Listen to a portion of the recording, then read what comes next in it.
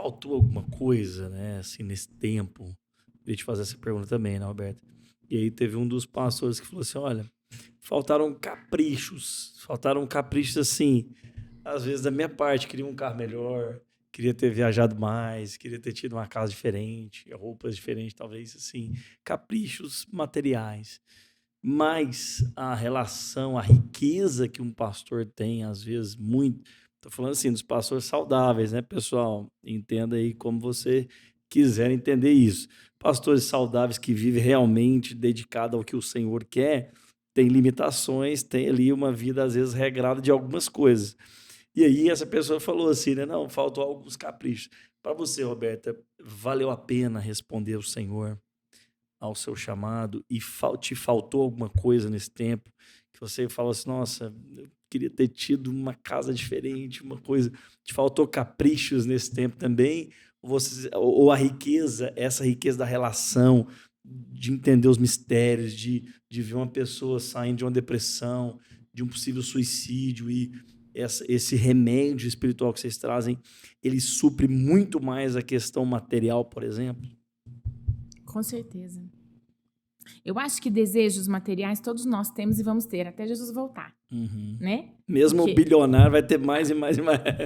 haja visto que eles compram, eles adquirem, eles largam suas empresas e vão trabalhar nas suas organizações sem fins lucrativos para Sim, eles produzirem algo que dê significado e sentido, além do dinheiro. Não é exatamente. verdade? Você vê, Bill Exatamente. Gates é um exemplo Bill Gates é um lindo exemplo. disso, né? Então, vo- coisas que a gente gostaria de ter, eu não posso falar que eu não tive, claro que eu tive. Tem coisas que eu gostaria de ter, mas elas de verdade, elas são tão assim inferiores àquilo que o Senhor me proporciona.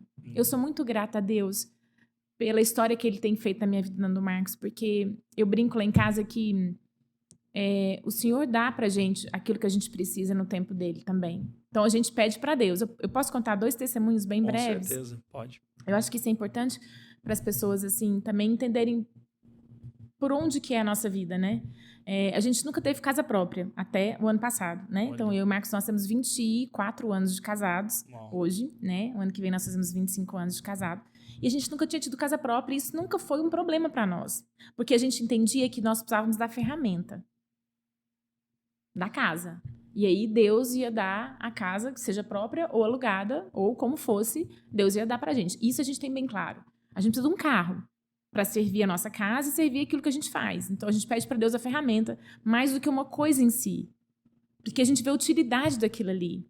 E Uhum. aí, nosso coração ficou tranquilo. Várias vezes ao longo da nossa jornada eu falava, nossa amor, mas será que nós não estamos meio negligentes? Será que nós não estamos relapso? Será que a gente não está preguiçoso com essa questão da casa? Porque uma casa própria é uma segurança, uma casa própria é um investimento que você faz, o dinheiro ali não vai, como diz as pessoas no popular, não vai pro ralo, no aluguel, né? É, Então eu falava isso para ele e parece que minha conversa ia pro espaço, porque não ecoava no Marcos não nada. entrava. Não entrava nele e falava assim, tá tudo certo, Deus está dando pra gente o que a gente precisa. E aí, de novo, como eu falei no início, que com a nossa vida, assim, parece que Deus sempre tem uma. Parece não, Deus tem uma história escrita para todos nós e Ele vai desvendando ela no tempo e no modo dele. Mas é que Deus sempre fala assim: eu já sei o que eu vou te dar, no tempo e no modo meu. Quieta seu coração. E aí, vocês sabem, né? A gente vê o sabático, como o Marcos colocou aqui, em 2019. E no sabático, na verdade, antes de ir, o Senhor falou para o nosso coração: vocês não vão voltar para essa casa que vocês moraram até aqui em Goiânia. Então a gente tinha Uau, morado 16 anos numa mesma casa aqui em 16. Goiânia. E Deus falou que a gente não voltaria para ela mais, que Deus ia nos dar um novo lugar maior, porque ele ia representar também um novo tempo que nós estaríamos vivendo no nosso retorno do sabático, dessa pausa, onde Deus ia redirecionar muitas coisas da nossa vida, do nosso ministério, daquilo que ele queria de tempo nosso com a sua igreja, Uau. né? Então, a casa precisava ser um pouco maior, uma sala maior. A gente via um lugar de maior aconchego, de maior abraço. Era essa a sensação que a gente tinha.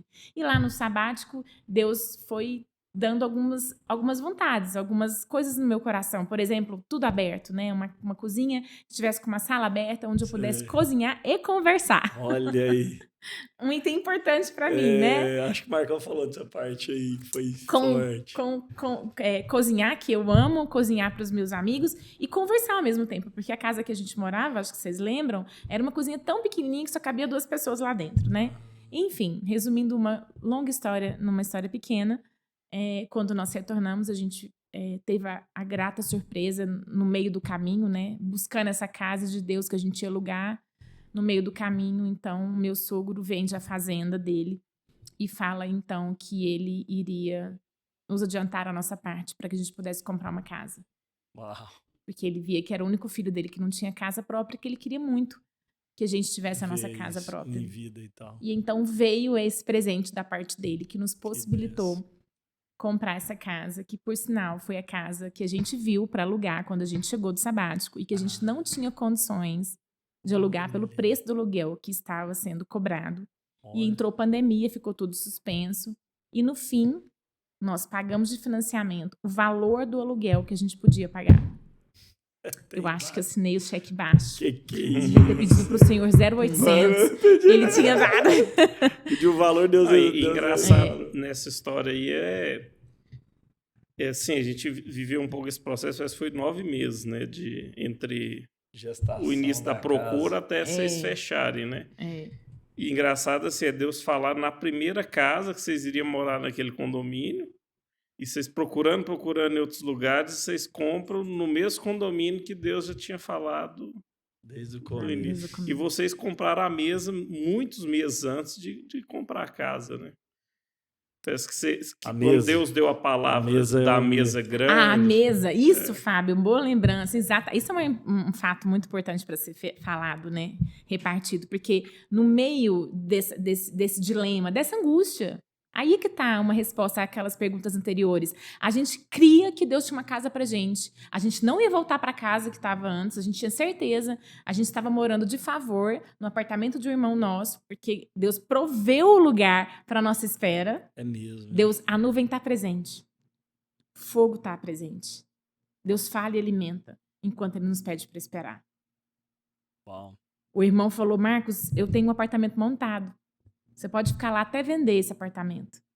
E nós tínhamos lugar para esperar essa casa ficar pronta.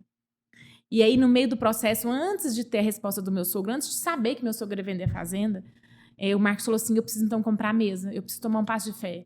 Porque Deus falou que vai dar um novo lugar. E eu sei que Deus vai dar uma mesa maior para nós. Então, nós vamos atrás dessa mesa maior. Nossa mesa era de 6, que cabia 8, e agora a gente foi para uma mesa de 10, que cabe 12. Então, aí a sala ia ser consequência, né? Aí a sala ia ser problema de Deus, uma sala para essa cabeça. E cabe, a bichona cabe bem lá nessa Cabe bem, né? Então, graças a Deus, a gente comprou a mesa em maio, meu sogro ligou em junho e a gente mudou só em dezembro para essa casa prometida, né? Onde Deus proveu esse recurso, essa forma linda de Deus, né? Nos suprir. E eu quero contar outro testemunho bem breve sobre isso, que foi recente agora. Então, 3 filhos que não são mais crianças, agora são 3 jovens, né? A Larissa com 20, o João Marcos com 18, o Luiz Felipe com 17.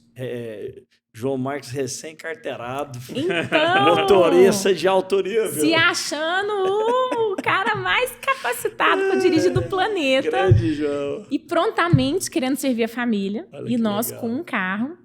Para atender 5 agendas diferentes, né? Porque o João Marcos trabalha, a Larissa trabalha e faz faculdade, o Luiz Felipe estuda de manhã e 3 vezes na semana à tarde. Nossa. E fora a minha agenda do Marcos, que não é uma agenda fixa num local, que é outra característica diferente pastoral, que a gente é muito itinerante no nosso dia. Nós temos várias locais que a gente se desloca, né? Para atender diversas situações. Então, o que aconteceu? A gente, há um mês atrás, nós estávamos, assim, numa situação muito complicada, logisticamente, lá em casa. Muito complicada, assim. Eu estava sendo a mãe torista de toda a casa. E, além do desgaste físico, a gente estava vendo que isso estava me custando muitas outras coisas, né? E a gente foi conversar. E a gente orou. A gente não tinha a mínima condição de comprar ou alugar ou ter outro carro. Mas nós falamos, vamos colocar diante do Senhor. O Senhor está vendo a nossa situação aqui, Deus sabe. mas também de forma pedagógica. A gente conversa sobre isso para que os nossos filhos também vão ganhar na fé daquilo que está no nosso coração. Uau. Então, como pais, é muito bom fazer essa pedagogia de falar sobre as necessidades, de mostrar aquilo que está sendo, para que a gente também... Eles são parte da família. E hoje eles são adultos, então é uma conversa de 5 adultos, né? Bem mais madura. Bem mais madura. Oramos no domingo sobre, então, esse outro veículo para nos ajudar na logística, já que agora o João Marcos está carteirado e a Larissa também já tem carteira. Também, já né? tem. Então, tem 2 ali. Aí, na terça-feira, é importante mencionar... Não, minto. Na terça-feira, um irmão nosso daqui da congregação ligou pro Marcos e falou assim, Marcos, estou com um carro parado no meu pátio, que eu não posso fazer nada com ele agora. Por 4 meses, ele está à sua disposição. Você quer ele? Não, eu tinha que pensar aqui. Eu acho que não. Você acabou de assistir um corte do canal Update Mais. Clique aqui nesse card e veja todos os outros episódios.